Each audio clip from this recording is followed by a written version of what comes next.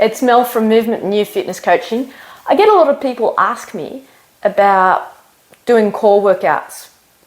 So today I'm filming a workout I do, so I'd place it at an intermediate level. So if you're a beginning core workout person, I'll modify some of the exercises for you, but and let you know that that's the modification.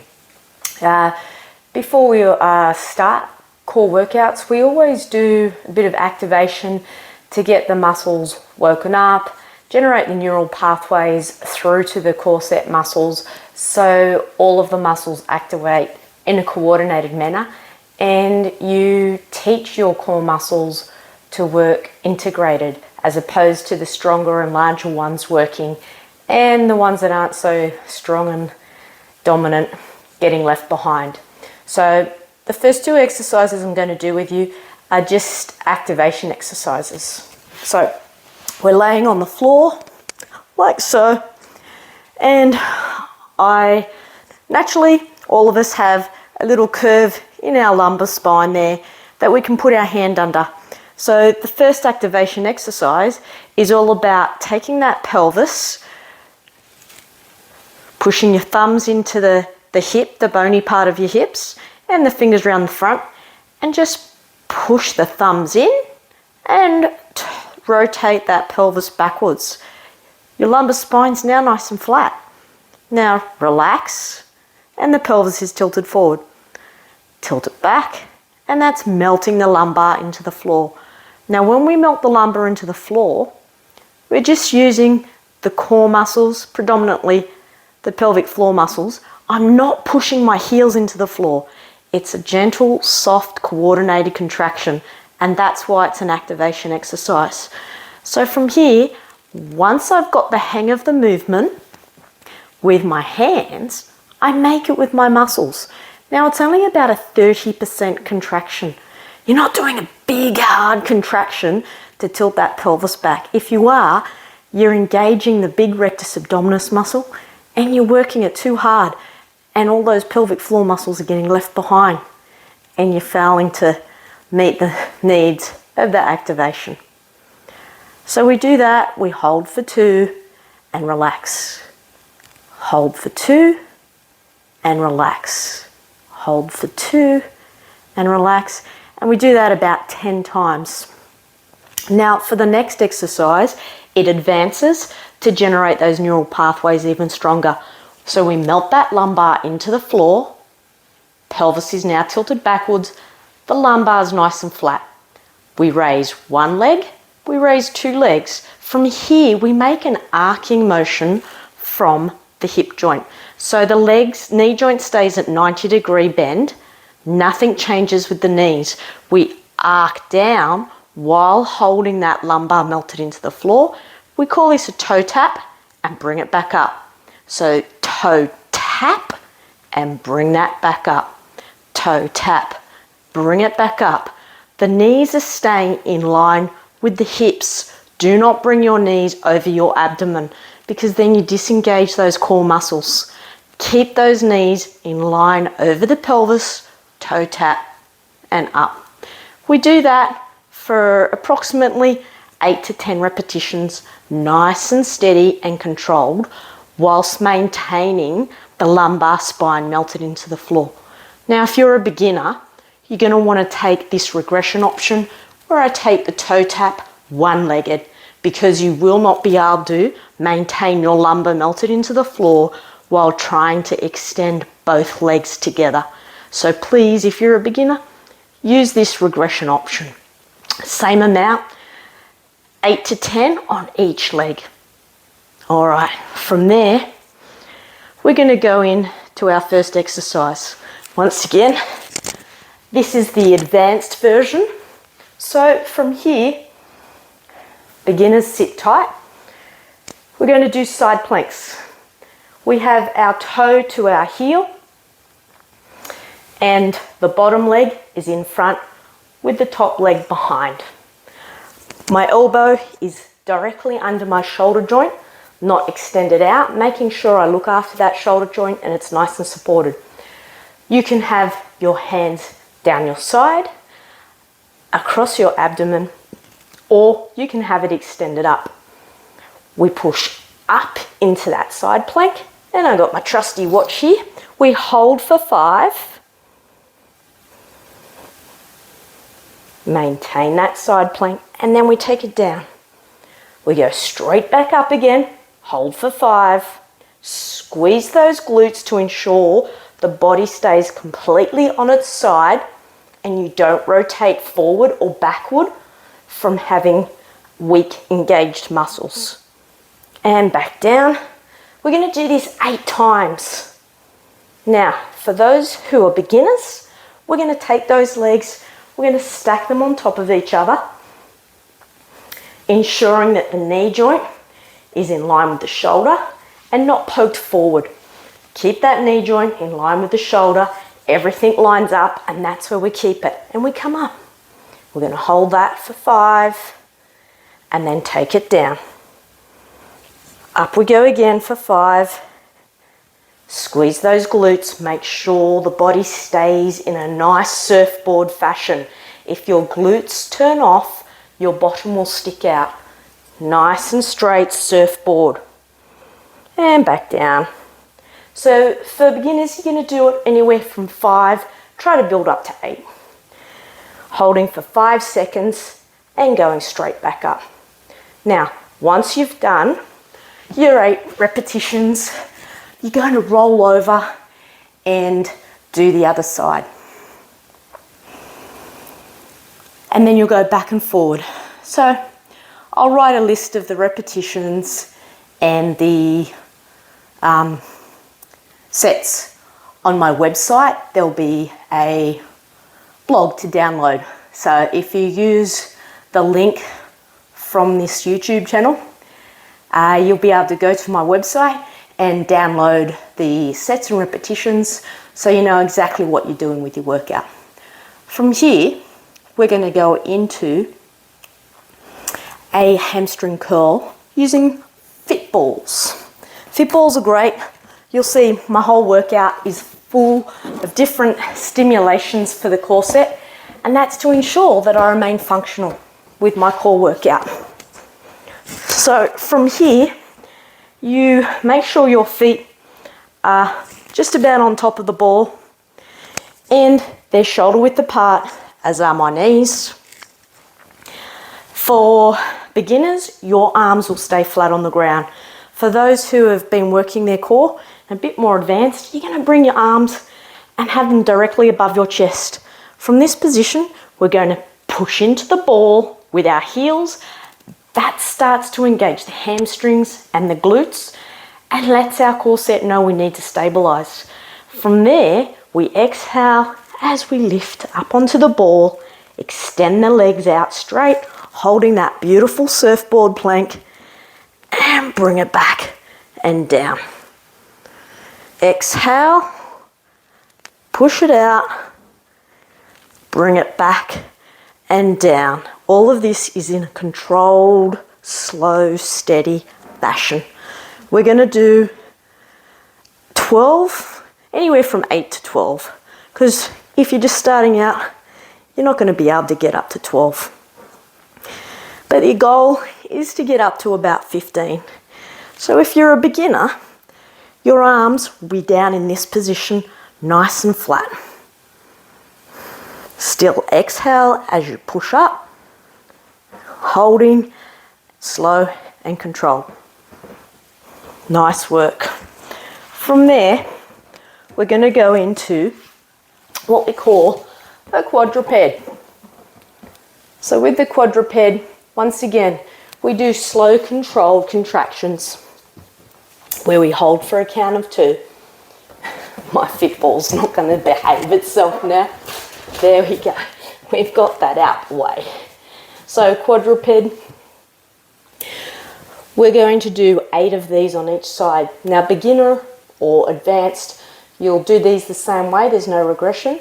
But what you may need to do is decrease your reps. So anywhere from 4 reps and slowly building up, because you do not want to work through poor technique. So just like we did on the floor, how we melted that lumber into the floor, we're going to melt our lumber into the ceiling. which means if I'm relaxed here, look at that C curve in my lumbar spine. If I put a cup of tea up there, I'd probably spill a bit. But before I engage, I melt that lumbar into the ceiling so my back is flat. And now you could put a cup of tea on there and it would stay steady. My hands are stacked directly under my shoulders, as are my knees stacked under my hip. From here, I'm going to make a fist with my hand. I'm going to punch the fist out and I'm going to point my toes to my nose. In doing so, the leg stays low, the toes stay pointed to the floor and in the direction toward my nose. I bring that back in and tap and push it straight out again. Hold for 5, bring it back in and tap and push it straight out as I clench my fist. So my leg is not going high. I'm not even trying to take it up in line with my buttocks. I'm just pushing it straight out behind me and I'm trying to maintain that lumbar spine melted into the ceiling. Last one, here we go. Hold it there, hold it, and bring it back. From here, we straight away go to the other side, make that fist, push it out. Keep those toes to your nose and toward the floor. Nice work, tap it, push it back out again, clench the fist, feel the lats contract to support the core muscles. Bring it back, tap it. Squeeze the fist.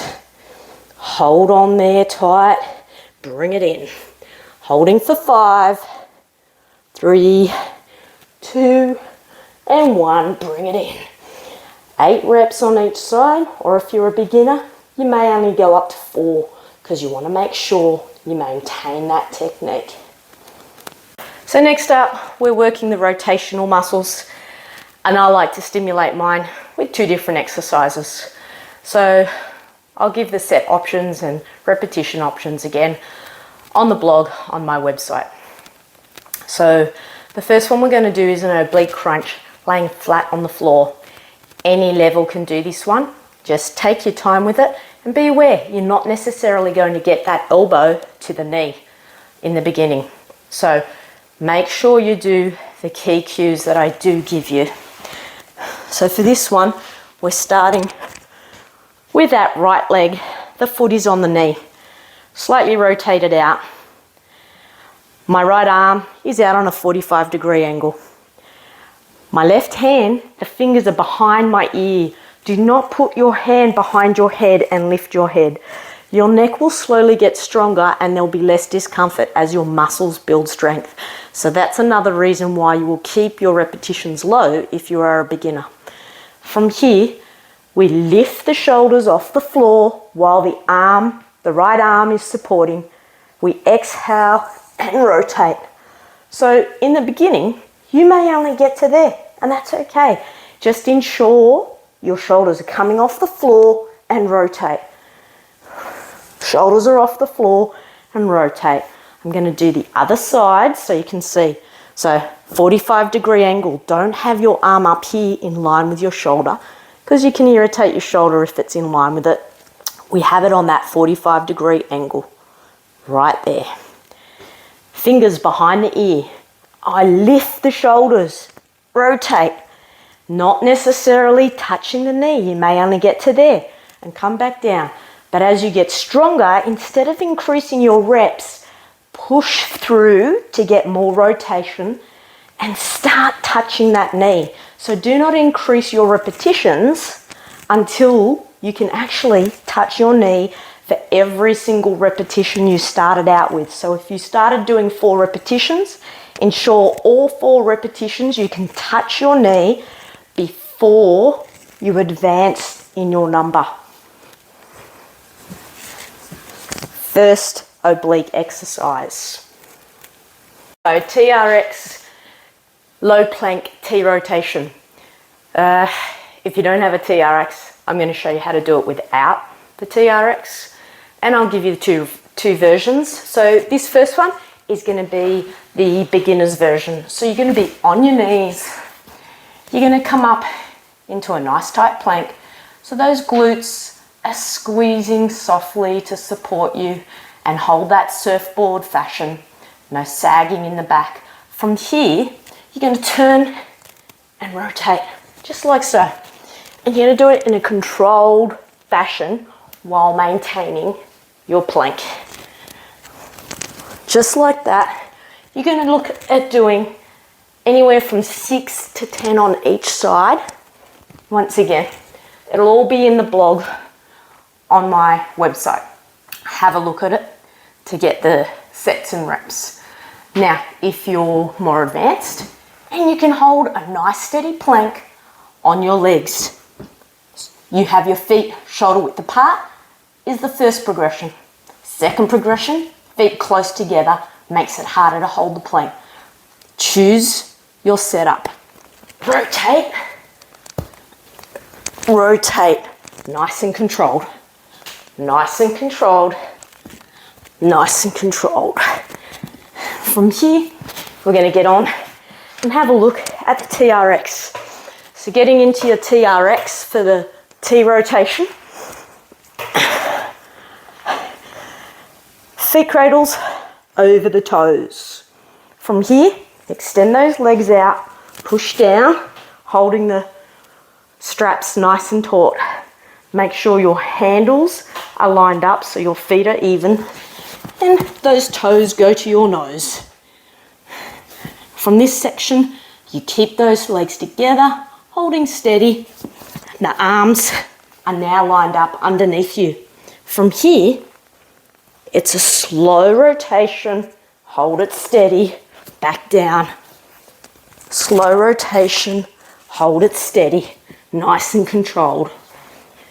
This one, you're looking anywhere from 6 to 8 repetitions.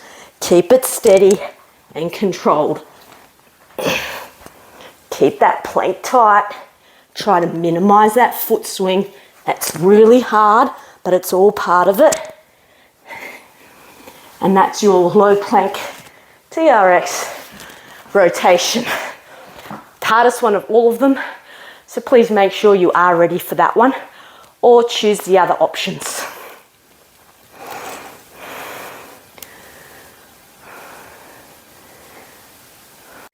Our fit ball back extension. So really good for all those muscles that pull us upright and help us to stand tall. That's what we're developing on this one. So if you don't have a football, I'll show you how to do it without the fit ball as well. Fit ball's the ultimate stimulation though, because it uses all areas of your core muscle, front, side and back, holding you stable, because the fit ball destabilizes you and all your muscles need to work together. Whereas when you just do it on the floor, you're only stimulating the muscles that help to pull you upright.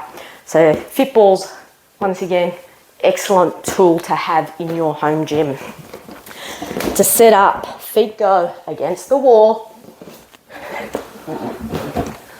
So feet are flat on the wall. You can have a look at my feet down there. From here, I lay all the way over the ball. So I'm in this nice arch position, making sure my pelvis is in contact with the ball, not my abdomen. Once I'm upright, no abdomen should be on the ball, just the pelvis. That way I'm able to breathe properly and I'm in the right position to stimulate all of those erector spinae muscles we're trying to strengthen. From here, you can have your hands in multiple positions. So the beginner phase is all about across the chest, and from here we go up and down. The progression from that is to have your hands out to your side, and I'm going up till I'm just in line. Do not hyperextend your back. You will irritate your disc and over time slowly damage them. From here, the next progression is to have those arms out in what we call the rocket position, or it even looks like Superman. Into the straight line, hold for that count of 2. Holding for a count of 2 ensures the muscles are fully activated and can stabilize you.